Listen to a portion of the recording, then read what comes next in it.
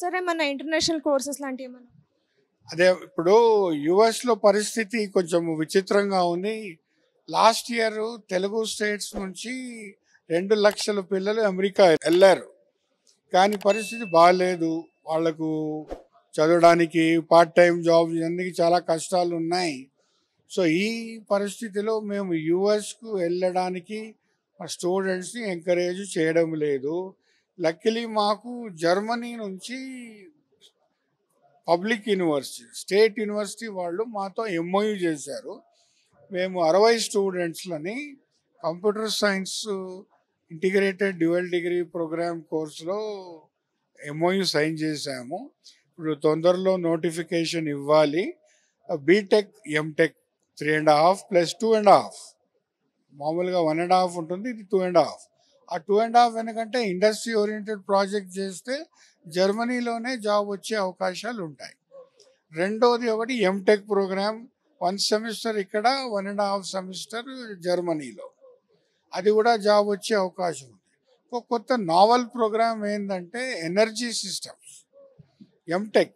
ఎప్పుడు కోర్ ఇంజనీరింగ్లో ఎంటెక్ లెవెల్లో ఫారిన్ కంట్రీ నుంచి అంత ఇంట్రెస్ట్ చూపించిన కంట్రీ జర్మనీ.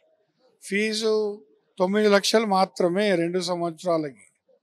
సో అది మిగతా కంట్రీస్తో పోలిస్తే చాలా చాలా తక్కువ. సో ఆ కోర్స్ చేస్తే మన పిల్లలకు అక్కడ జాబ్ వచ్చే అవకాశాలు ఉంటాయి. దీనివల్ల పిల్లలకి యూజ్ చాలానే ఉంటుందంటారు. అంటే వాళ్ళకి ప్లస్ పాయింట్స్ ఎన్ని ఉంటాయంటారు? ఇప్పుడు ఈ జర్మన్ ప్రోగ్రాంలో అక్కడ టైఅప్ అయ్యే universities government university. So fees వచ్చేసి 10 lakhs per year 2 semesters. So సుమారుగా ఇక్కడ ప్రైవేట్ యూనివర్సిటీలో అంతంతే ఉంది. ఇప్పుడు అమెరికాలో చదవాలంటే మీకు డాలర్లో 50 లక్షల నుంచి ₹1,00,00,000 ఉంది. సో ఆ లెక్కలో చూస్తే 10 లక్షలు very very reasonable per year. So and వాళ్ళు అక్కడ 5 lakh ఇంజనీర్స్ షార్టేజ్ ఉంది జర్మనీలో.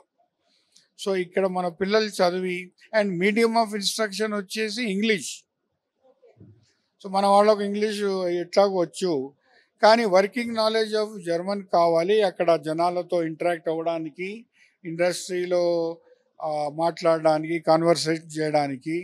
So double advantage English medium of instruction, fees చాలా తక్కువ. దీనికన్నా మించి మనకు గుడ్ ఆఫర్ ఎక్కడా లేదు. సో సార్ దీని మీద పేరెంట్స్ పర్స్పెక్షన్ ఎలా ఉంటుంది అంటారు? సో నేను జూలై 2nd వీక్లో నేను రిజిస్ట్రార్ గారు వెళ్తున్నాము, వెళ్ళి చూస్తాము.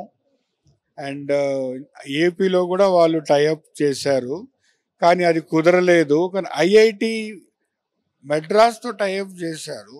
దాని తర్వాత నెక్స్ట్ మేమే స్టేట్ యూనివర్సిటీలో ఇండియాలో JNTU Hyderabad. So we are looking forward to visit Germany and finding Germany టెక్నాలజీలో చాలా ఫార్వర్డ్ ఉంది. సో ఇప్పుడు ఈ ఎంటెక్ కోర్సులు 2 ఎంటెక్ బీటెక్ కోర్సులు computer science. So India computer సైన్స్లో కొంచెం బెటర్ ఉంది. సో వాళ్ళు digitization of the automobile industries ఇవన్నీ చేయదలుచుకున్నారు. పోర్షే, ఆడి, మర్సిడీస్, బిఎండబ్ల్యూ. సో మన పిల్లలు అక్కడ వచ్చి ప్రాజెక్ట్స్ చేసి వాళ్ళ ఆటోమొబైల్ ఇండస్ట్రీని డిజిటైజ్ చేసే ప్రయత్నం ఉంటుంది. ఒకటి ఇవన్నీ వస్తున్నాయి. సో ఇవన్నీ అన్ని కాలేజీలు కూడా ఆఫర్ చేస్తున్నారు. కానీ 4 సంవత్సరాల్లో దీని పరిస్థితి ఎలా ఉంటుంది, అది గ్లోబల్ ట్రెండ్స్ అండ్ ఇండియాలో ఎలా ఉంటాయి, ఆ ట్రెండ్స్ ద్వారా చెప్పొచ్చు. కానీ ఎప్పుడైతే వరల్డ్లో టెక్నాలజీ చేంజ్ వచ్చింది, చాలామందిని జాబ్లో నుంచి తీసేయడం జరిగింది.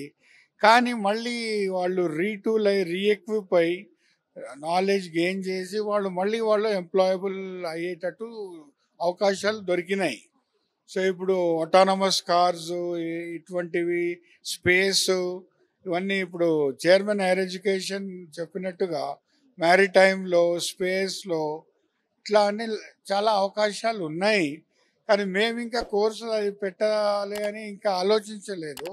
డిమాండ్ చూసి మా ఫ్యాకల్టీ పొజిషన్ చూసి పెడతాం. సో ఈ కొత్త కోర్సెస్ ఏమైతే పెట్టాలనుకుంటామో మనము, వాటి మీద స్టూడెంట్స్కి కూడా అంత ఈజీగా ఇంట్రెస్ట్ వచ్చేస్తుంది అంటారా సార్? ఏదైనా ఫస్ట్ పేరెంట్స్ స్టూడెంట్స్కి ఫస్ట్ క్వశ్చన్ ఇది చేస్తే నాకు జాబ్ వస్తుందా లేదా అని.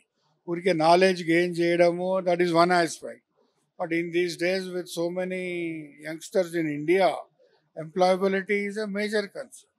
సో ఏదైనా దానికి జాబ్ వచ్చే అవకాశం ఉంటే వాళ్ళు చేస్తారు. So thank you so much.